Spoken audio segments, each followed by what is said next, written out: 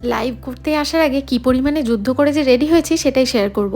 লাইভের দিন পরেছিলাম আমার শাশুড়ি মায়ের বহু পুরনো এই শাড়িটা, যেটা এখনও নতুনের মতন রয়েছে।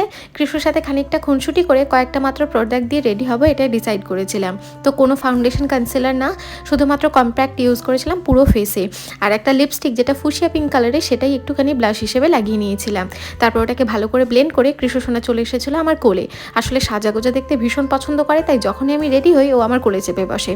আর আজকে একটা ভীষণ মারাত্মক গুরুত্বপূর্ণ কাজ, আইলাইনার পরা। এটা ভেবেছিলাম ক্যামেরার সামনেই করব, তো একটুখানি থেবড়ে গিয়েছিল, তবে খানিকটা মেকআপ দিয়ে নিতে পেরেছি। কাজল ছাড়া আমি একদম চলতে পারি না, তাই কাজলটা মোটা করে পরে ভালো করে একটুখানি আইশ্যাডো দিয়ে স্মাজ করে নিয়েছি। আর ফেসটা আজকে ভীষণ ডাল লাগছে, তার মধ্যে চুলে দেওয়া রয়েছে তেল, তাই একটুখানি হাইলাইটার ভালো করে ফেসটাকে গ্লো আপ করার জন্য ইউজ করেছি। মেন প্রশ্ন হলো চুলে কি স্টাইল করব।